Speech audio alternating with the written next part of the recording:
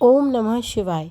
आज स्कंद पुराण के माध्यम से हम वर्णन करने जा रहे हैं शिवरात्रि से जुड़ी एक और कथा का।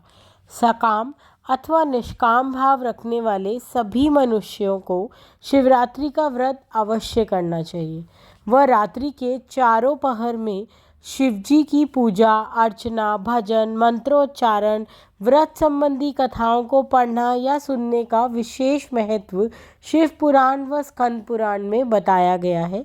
शिव पुराण से जुड़ी एक कथा का वर्णन हमने आज सुबह के एपिसोड में किया है, जाकर उसे भी अवश्य सुने।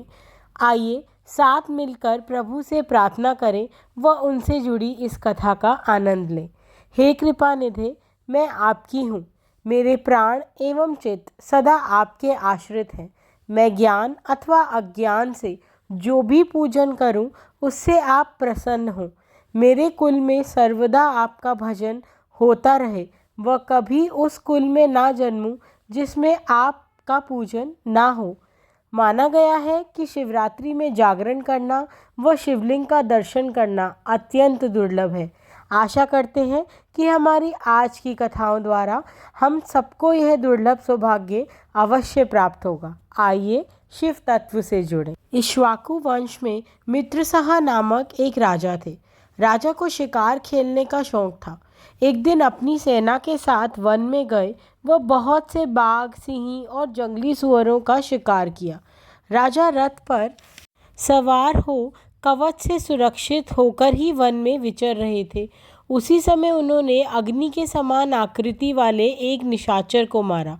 उसके छोटे भाई ने दूर से यह सब देखा और शोकमग्न हो विचार करने लगा कि इस राजा को छल से कैसे जीता जाए। अब वह राक्षस मनुष्य का रूप ले राजा के पास गया व राजा ने उसे रसोई घर का अध्यक्ष बना दिया। एक समय राजा ने श्राद्ध के लिए मुनि वशिष्ठ को निमंत्रित किया। उस समय राक्षस ने साग में मनुष्य का मांस मिलाकर परोस दिया, जिसे देख वशिष्ठ मुनि ने राजा को राक्षस होने का श्राप दे दिया। किंतु जैसे ही मुनि को यह मालूम हुआ कि यह सब राक्षस ने किया है, तब उन्होंने श्राप को 12 वर्षों की अवधि में सीमित कर दिया। अब राजा भी कुपित हो गुरु को श्राप देने को तैयार हुए, किंतु रानी ने उन्हें ऐसा करने से रोक दिया। गुरु के श्राप से राक्षस और राजा वन में विचरने लगे। एक दिन वन में एक मुनि दंपत्ति आए। राक्षस राजा ने मुनि को खाने के लिए उसे पकड़ लिया। तभी मुनि पत्नी ने उसे ऐसा करने से रोका और बोला, आप राक्षस नहीं, अयोध्या के सम्राट मित्र सह हैं, इन्हें ना खाइए। किंतु प्रार्थना करने पर भी राक्षस ने मुनि को अपना ग्रास बना लिया। अब ब्राह्मणी विलाप करती हुई पति की हड्डियों को एकत्रित कर राजा को श्राप दे दिया कि तू जब भी स्त्री से समागम करेगा तेरी मृत्यु हो जाएगी। ऐसा श्राप दे स्वयं भी मुनि के साथ अग्नि में प्रवेश कर गई। गुरु के श्राप का उपभोग कर जब राजा अपने स्वरूप को प्राप्त हुए, तब रानी के पास घर गए। रानी श्राप से परिचित थी। वैधव्य के डर से राजा को अपने पास आने से मना कर दिया। अब मित्र सह विरक्त हो पुनः वन में चले गए। राज्य छोड़ संपूर्ण पृथ्वी पर विचरते हुए उन्होंने अपने पीछे आती ब्रह्म हत्या को देखा और निवारण के लिए अनेक वर्षों तक विचरण करते हुए मिथिला आए और गौतम मुनि के पास गए।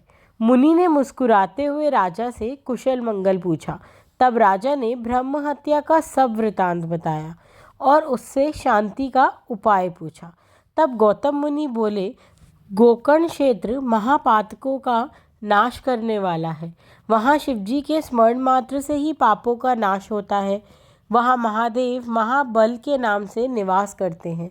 रावण ने घोर तपस्या कर जिस शिवलिंग को प्राप्त किया था, उसे गणेश जी ने गोकर्ण में स्थापित किया। उसके दर्शन मात्र से ही शिवलोक की प्राप्ति होती है। तब गौतम मुनि बोले, मैं भी इस समय शिवरात्रि को उपवास कर महोत्सव देखकर ही लौटा हूँ और लौटते समय मार्ग में एक आश्चर्य की बात देखकर कृतार्थ हो गया हूँ। अब राजा ने वह आश्चर्य की बात को जानना चाहा, जिस पर मुनि बोले, गोकर्ण से आते समय दोपहर के समय सरोवर का जल पी विश्राम करने रुका थोड़ी दूर पर ही एक अंधी बूढ़ी चांडाली को देखा। वह भूखी थी और अनेक प्रकार के रोगों से पीड़ित थी। उसे देख मुझे बड़ी दया आई और मैं उसके मृत्यु काल की प्रतीक्षा करने वहीं बैठ गया। इतने में ही भगवान शिव के गण वहां उसे लेने आए। अब गौतम मुनि को बड़ा आश्चर्य हुआ। वह उन्हें नमस्कार कर पूछने लगे कि यह पाप आत्मा शिवलोक की अधिकारिणी कैसे हो सकती है। इस पर गण बोले, इसने कभी उत्तम व्रतों का पालन नहीं किया, कोई दान यज्ञ पूजा नहीं की, किंतु इसके मुख से शिवजी के नाम शिवरात्रि के समय गोकर्ण तीर्थ में उच्चारित हुआ था। वह रात्रि में जागरण कर बेलपत्र चढ़ाया, यह उसी का उत्तम फल है। अब गौतम मुनि के उपदेश पा राजा मित्रसेन ने गोकर्ण क्षेत्र में जा महाबल शिवजी का दर्शन किया, जिससे उनकी पाप राशि नष्ट हो गई और उन्होंने शिवजी के परम धाम को प्राप्त किया। स्कंद पुराण का यह महात्म्य पाप राशि का विनाश करने वाला और परम गति को प्राप्त करवाने वाला है। आज की कथा यहीं समाप्त करूंगी।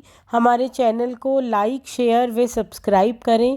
प्रत्येक दिन सोमवार से शनिवार हमारी कथा का प्रसारण 4 बजे होता है, उसे अवश्य सुनें। कमेंट में अपने सुझाव व ओम नमः शिवाय हर हर महादेव अवश्य लिखें। ओम नमः शिवाय हर हर महादेव।